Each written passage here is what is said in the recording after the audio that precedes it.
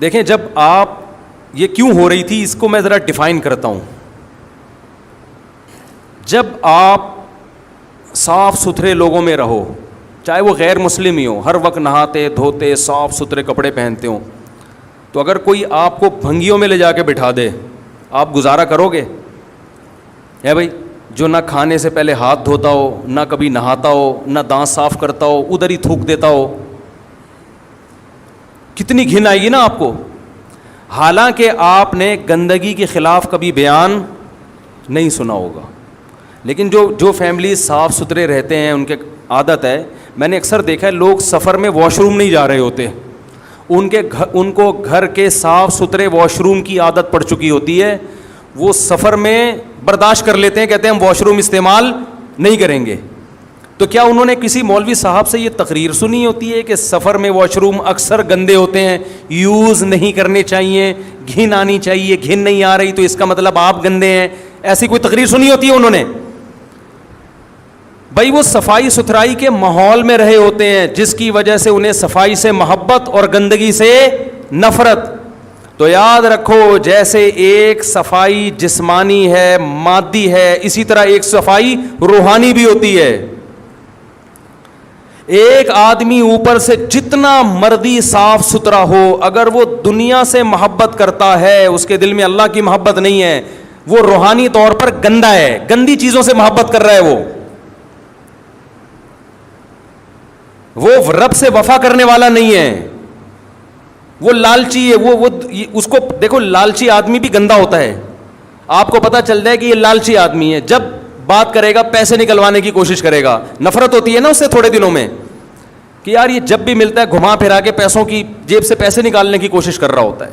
لالچی ہے, اس کو جتنا مرضی دو اس کا پیٹ نہیں بھرے گا. جھوٹے سے انسان کو نفرت ہو جاتی ہے نا. بعض لوگ دیکھے ہوں گے ہر وقت جھوٹ بولتے ہیں, ہر وقت آدمی خود کو غصہ آتا ہے کہ زندگی میں کبھی تو سچ بول لیا کر, تھوڑا بہت جھوٹ تو ہر ایک بول لیتا ہے, لیکن ہر وقت جھوٹ بولتا ہے, چاہے وہ کتنا خوبصورت ہو. لیکن اگر آپ سچے ہیں تو بار بار جھوٹ بولنے والے سے آپ کے دل میں نفرت. اگر آپ پاک دامن ہیں, پرہیزگار ہیں, زنا نہیں کرتے, بدنظری نہیں کرتے, کوئی آپ کو آ کے بتائے کہ میں صبح و شام زنا کرتا ہوں, آپ کے دل میں اس سے نفرت پیدا ہوگی, کیا گندا آدمی ہے, بشرطے کہ آپ خود اس برائی سے بچتے ہوں, آپ کو اس سے نفرت ہوگی. تو جیسے جسمانی گندگی سے انسان کو نفرت پیدا ہوتی ہے بیان سن کے نہیں, صاف ستھرے لوگوں میں رہ کر, ایسے ہی روحانی گندگی سے بھی وحشت ہوتی ہے. لیکن یہ اس وقت ہوتی ہے جب آپ روحانی اعتبار سے صاف ستھرے لوگوں میں ٹائم گزاریں, تو آپ کو بھی اس سے محبت پیدا ہونا شروع. یہ جو لبرل لوگ ہیں ان کو مولویوں میں بیٹھ کے وحشت ہوتی ہے کہ یار یہ کیا داڑھی یہ ایسے شلواریں ان کی ٹخنے سے اوپر, عجیب سے طبقہ ہے یار یہ ہیں, ٹھیک ہے, ان کو اس میں وحشت ہوتی ہے. مسجد میں آنے سے وحشت ہوتی ہے. ہمیں یاد ہے میں پہلے جہاں رہا کرتا تھا, ایک صاحب 30 سال سے ہم نے ان کو مسجد میں نہیں دیکھا تھا. ہم نے پوری جہاں جس علاقے میں نے ٹائم گزارا نا بہت زیادہ, 30 سال کے عرصے میں ان کو کبھی مسجد میں, مسلمان تھے, مسجد میں نہیں دیکھا, حالانکہ مسجد کے قریب ہی گھر تھا. ایک دن ہمیں یاد ہے مغرب کی اذان ہو چکی تھی, جماعت کھڑی ہونے والی تھی, وہ مسجد میں آئے. ہم نے کہا چلو یار اچھی بات ہے, مسجد میں آ کے اب نماز پڑھیں گے. لیکن وہ ایسے آ کے نا چکر لگا رہے ہیں, یوں کر کے واپس نکل گئے. بھائی جماعت کھڑی ہو رہی ہے, آج اتفاق سے آ گئے. وہ کسی کو تلاش کرنے آئے تھے, لیکن ان کی چہرے پہ جو وحشت تھی نا مسجد میں آنے کے بعد, اس وحشت سے لگ رہا تھا کہ ایسا لگ رہا ہے جیسے جیل میں آ گئے ہوں.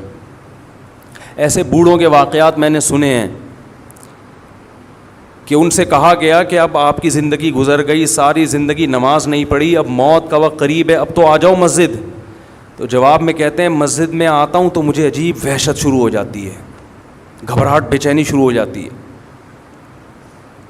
جیسے بھنگی کو آپ کسی دن نہلا دو, بے ہوش ہو جائے گا وہ, اس کو گٹر چاہیے, اس کو بدبو چاہیے. اور یہ میں نے دیکھا ہے, آپ مذاق نہ سمجھیں, جو گندگی کے عادی ہوتے ہیں نا ان کو صفائی سے نفرت ہو جاتی ہے.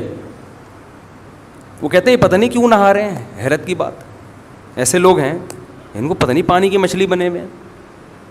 خوشبو سے نفرت, ایسے لوگ بھی ہم نے دیکھے ہیں, خوشبو سے گھن آتی ہے. بدبو ان کو اچھی لگتی ہے. یہ ہو جاتا ہے تھوڑے دنوں میں. چائنا والے جو گند کھاتے ہیں اچھا لگتا ہے تبھی تو کھاتے ہیں نا. تو کتے بلی کھا رہے ہیں تو وہ گند اچھا لگ رہا ہے تبھی تو کھا رہے ہیں. ہمارے سامنے کوئی کتا رکھ کے دکھائے, اس کو کتا بنا دیں گے ہم تھوڑی دیر میں. حقیقت ہے یہ. تو مجھے یاد ہے ہم جب بچپن میں بنوری ٹاؤن جایا کرتے تھے, کیونکہ ہم کالج کے ماحول میں پڑھتے تھے, اسکول کا ماحول تھا, وہاں یہ روحانیت والا ماحول نہیں تھا. وہاں تو اڑنگیاں دینے والا ماحول تھا, لیکن وہ بھی اس سے پھر بھی اچھا تھا جو آج کل ماحول ہے. تو ہمیں ایک عجیب روحانیت محسوس ہوتی وہاں. طلباء کے چہرے ایک عجیب رونق, چھوٹی چھوٹی ان کے جو بچوں کے داڑیاں نکل رہی ہوتی ہیں نا, ٹین ایجز لڑکوں کے چہروں پہ ایک رونق. نماز کے وقت میں سارے صف بستہ ہو کے نماز, زمین پہ بیٹھ کے پڑھ رہے ہیں, نہ کوئی ڈیسک, نہ کوئی میز, نہ کوئی کرسی, نہ کوئی تپائی, سادہ ماحول. نیچے کارپٹ پہ بیٹھ کے ایک استاذ بیٹھا ہوا ہے, سامنے حدیث کی کتاب رکھی ہوئی ہے, فقہ کی کتاب رکھی ہوئی ہے, وہ ان کو لیکچر دے رہا ہے, وہ سب بیٹھ کے پڑھ رہے ہیں. تو ہم آپس میں تبصرہ کرتے تھے یار کہ ان کا کتنا سادہ ماحول ہے, اور ہم جو اسکولوں میں پڑھتے ہیں اس ماحول میں اور اس ماحول میں کتنا فرق ہے. ایک عجیب روحانیت. اور یہ بات میں نے محسوس نہیں کی, بہت سے لوگوں نے مجھے بتائی. اور آپ جائیں گے مدارس, آپ کو یہ روحانیت لگے گی, بشرطے کہ اپنے اندر کی روحانیت بالکل ختم نہ ہو گئی ہو. ختم ہو گئی پھر آپ کو وحشت ہوگی کہ کہاں آ گیا میں. تو انسان جب ان لوگوں میں اٹھتا بیٹھتا ہے جو دنیا سے محبت نہیں کرتے, اللہ سے محبت کرتے ہیں, تو اسے پھر دنیا سے محبت کرنے والوں میں بیٹھ کر سکون محسوس نہیں ہوتا.